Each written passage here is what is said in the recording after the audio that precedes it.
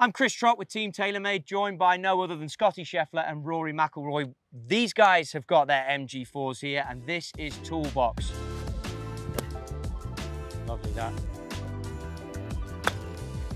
That one didn't spin very much, but it was nice and high.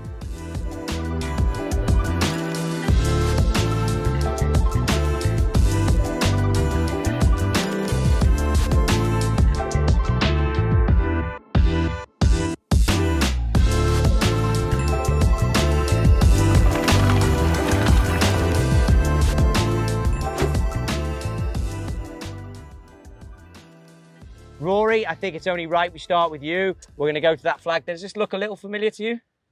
Sort of. Sort of? A little bit. Giving you some feels? Yeah, yeah. Talk us through what feels might be. Yeah.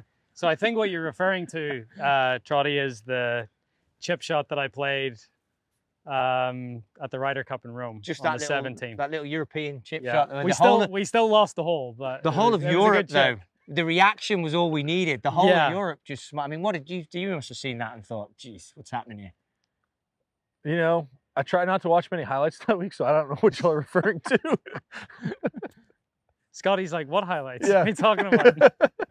Like, what turn? I never heard of that play. So it's a little different. So this is... Hang on, talk us through that one and what you had there, and then we can do this one. So it was a little firmer than the turf that we have here, and it was a perfect lie. It was on a tiny bit of a downslope. So, you know, and it was on a runoff, and it was raised up, and it was... I actually thought, so my partner was Matt Fitzpatrick, and I thought that he was in better shape than he was.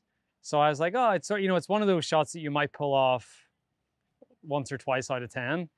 But I was sort of practicing it on the chipping green, like during the week. I said, oh, I'll try it. So what I try to do with that shot is, you know, I get all my weight on my left side, and then I almost feel like if the ball's here, I almost feel like the club's coming in like there, and then it's just sliding. So like really just trying to use the bounces. To use all of the bounce, just use all of the camber. Yeah, all of the camber as best as I can. So it's a hard one to get right because you feel like you have to almost fat it and then just let the, you know, the club slide into the ball. And, you know, it was on a downslope, so it made it a touch easier to do it. And yeah, it just came off perfectly. Perfect. So, and then talk us through this one and how you might play this. Yeah, this Obviously one, a bit of breeze here, right? A bit of breeze, ball's a touch above our feet on a little bit of an upslope. It's, in fairness, it's pretty simple. You know, you've got the wind helping you as well, but you're really just trying to land this, I don't know, 6 or 8 feet on the green with just a little bit of check. You don't need to open it up that much. You can play it pretty much with a square face and just make sure that you hit your landing spot and it should be okay. Show us one, see what you got.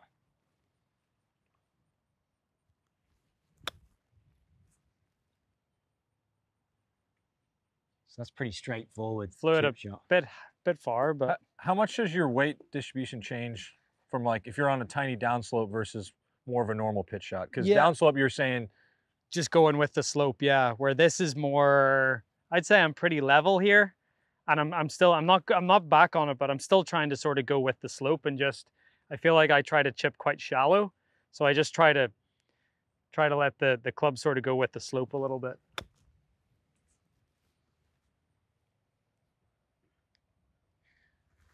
Why'd you try and chip quite shallow?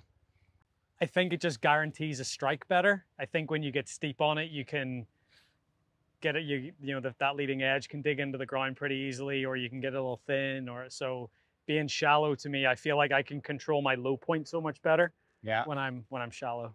So Scotty, step in there, mate. Back, white flag. And feel free, boys, to talk about questions and how you'd see this, but different flights, play us like a low one, a mid one, and a high one, and what you would change. What I would change, so like on this shot, I see low. Pretty simply, just because there's a downslope and then there's an upslope. Any of these? So No, what club are you holding on to? What loft? I got 60 right now. Okay, and you're still seeing low because there's different slopes. Carry on. Yeah, because it gives me a ton of room for error. That's kind of what I look for in chip shots. Like the shot Rory was hitting, like you noticed how he kind of tried to land it in the middle of the downslope. Whereas if he lands a little short, it's still downslope, and he carries a little further, it lands in the flat, and then he can get it to stop. Yeah. And so like on this shot, I'll only see low just because I feel like I can drive it in there. So to hit it low, it's pretty simple. I just keep the ball back. And then I actually like to feel kind of what Rory was talking about, where I'm shallower on my chips.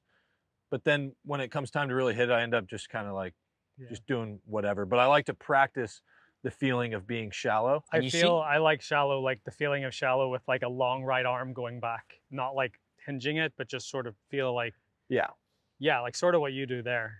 Yeah, like one of the ways I like to practice at home is getting in some kind of grosser stuff and trying to not take a lot of the turf out, just so you can practice being shallow. And if you're practicing, I mean, there's no bad grass around here, but if you practice on bad stuff, when you go to the good stuff, it becomes a lot easier. Yeah. But like a shot like this, I'm just putting the ball back in my stance. This one looks like I need to get a little bit of run, so I'll probably draw it a tiny bit. That's pretty much it.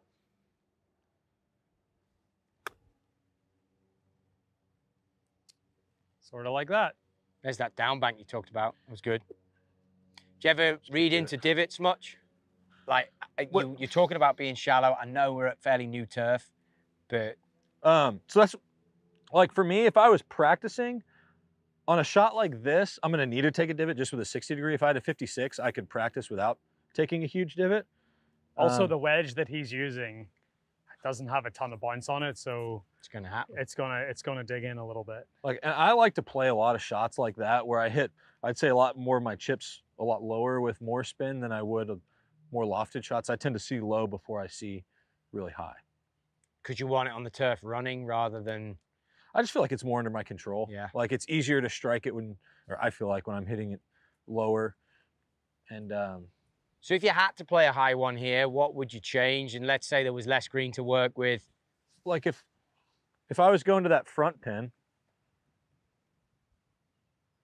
like the first one, the face was still a little open and I kind of drew it so I could get the run. On this one, it's kind of the same feeling of a slight draw. I just open the face, put it a little further up, I grip it, and then I like to feel draw because of that shallow, the shallowness. If I feel cut, I start to dig a little bit, and the more I can feel the draw, I actually tend to get more spin on it too. That one didn't spin very much, but it was nice and high. Yeah, that's nice. Yeah, I like to feel draw as well because I feel I get it more out of the middle of the club face as well. Sometimes if I, have the handle going left, I'll get these like toe strikes. Ones, yeah. So like feeling draw, I feel like you just get it out of the middle of the club face more often too. So let's get into that thicker stuff, the collar there on the bunker.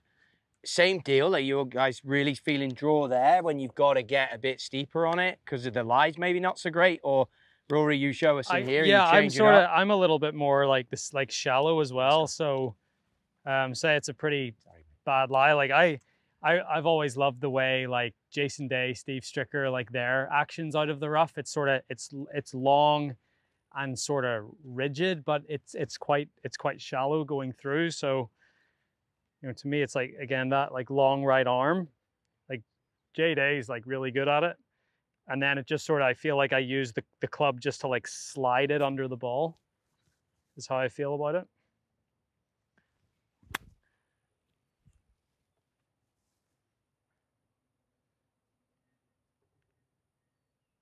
So again, I don't like to get too steep. Yeah. Same page. Yeah. I think a lot of guys try to emulate Stricker. I try and emulate him basically up till I get to about a 7-iron. I mean, it just looks so good. Yeah, so just nice and shallow, long. Yeah, that's nice. It's nice there, yeah. I think really all you're looking for in stuff like this is just getting the most consistent strike you can on the ball. And so, I mean, if it's sitting way down, almost looks like it's below the level, you're going to have to get in there and chop it. But if the lie's sitting decent and getting shallow, you're going to get that club through there and get good contact. I think that's kind of just what we're looking for. So what about the traps then? Obviously, in more recent years, this draw and releasing the bounce underneath has come into play a bit more. Maybe show us a few of them. Okay. Yep. Need this. Sorry.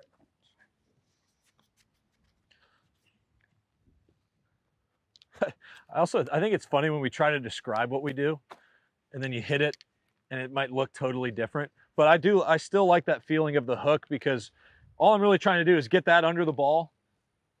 Just get the bounce under the ball and just get the ball up in the air. And the more effectively you use the bounce, the easier it is to play out of the bunker. It's a pretty simple principle, really. So do you ever worry about the release, or is it all just, look, get the bounce under, once it's gone, it's gone? Like, how do you change heights of shots? I was about to say, I try to set up in the appropriate position. So from there, I'm just trying to get that club basically under the ball. So if I'm hitting just a normal bunker shot, ball's up, I always open it before I grip it. Yeah. I never like to grip it normal and try and open it because your hands are typically going to return. So I set it open, grip it, good solid base, weight left, and then I'm basically just trying to feel like I'm taking the club back and then throwing that bounce under the ball and trying to get it to go out. But if I look from this angle, like you're quite square to it, but with the face open, so is it a feeling It's of path? It's all path. Okay. Like path is what dictates, because if you think about it, the club isn't actually making contact with the ball. The club is making contact with the sand, and it's the sand that's bringing the ball out of the bunker. So it's all about the interaction of the club and the sand, not really the club and the ball. So you guys are so deep on path, like you're all talking, both of you are talking draws on everything.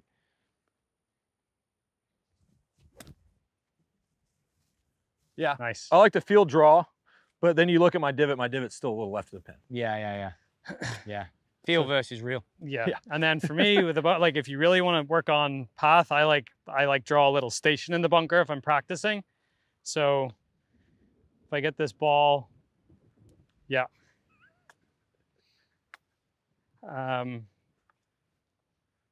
So say where my target line is at this red one. So I do this, and then I just try to make the tee there, and then I try to set up with my left heel on that. And basically I'm trying to get this club shaft on the same line as this line. And then from there, it's just super easy to go ahead and return it back there and get the bounce onto the ball and have it and swing on the target line. Lovely that. You mentioned Jason Day's name, you mentioned Stricker's name, you mentioned players. Do you guys at tour events over the years, now obviously both of you fully established best players in the world, have you had conversations and gone up to players and just asked them about technique, things that you like, the look of stuff? Or like, for example, the shot you played at the Ryder Cup, have people said, well, what did you do? And like, the younger players ask you and things like that? Like how much knowledge is shared? Yeah, I mean, Depends on the person, I think. Yeah, depends on, like, I would never force that upon anyone and be like, oh, let me show you. Yeah. But if someone were to ask me, I would be more than happy to tell them. But I've always liked to figure things out for myself. Yeah, I'll look at other people and I'll see what they do, but I still have to create my own version of what they do and not actually just try to copy them. So I think we all look around at other people, but you still have to make it your own somehow. Yeah, I would say my eyes are typically, I learn a lot just by watching people. That's kind of how I grew up learning to play. I grew up around a few pros that let me hang around them from a young age. And so from a young age, I always just learned just by watching. Yeah. And so even when I see Rory practicing, or I always kind of poke my head around and just to see what guys are doing, and you can always pick up on something. But I think very rarely would I ask, just because when we're at a tournament, guys are pretty focused. But when we're at home, like if I'm playing a lot with Jordan or something like that, I'll ask a question when I see it. But when we're at tournaments, it's a lot of business, and I'm not gonna ask him what he does, because that's a sign of weakness. And and I'm trying to beat him, and he's trying to beat me. One of the cool things about this year's photo shoot and these products, this has been the easiest thing. Everyone has been in mill grind 4, so easy coming in here. Yeah. What do you think it is about this club that's just made it so easy and to hit so many different players, from the guys to the girls to everybody? There's tons of options, I think. I think there's a wedge for everyone in there. Whether, I mean, if you look at the sole that I use compared to the sole that Scottie's using, they're pretty different. I've used this sole before at the Open Championship when the turf is really firm. Yeah. But to me, this is like a real versatile, wedge. But if I need to go with something with a little more bounce or a less bounce, I just think, yeah, there's so many options. I think that's the nice thing. And again, with mill grind as well, from wedge to wedge, you're going to get the exact same thing. If you need a new wedge, or you need, gone are the days of grinding it. Exactly. Good stuff. Well, mate, it's always good to listen to you guys. Obviously, we'll all be out there now trying to hit draw shots and probably struggling. I know I will be. But that is the boys in here with their toolbox, the mill grind 4. Scottie Scheffler and Rory McIlroy. If you want to know more about mill grind 4 wedges or any of the Team TaylorMade athletes, please head to TaylorMadeGolf.com and check it out.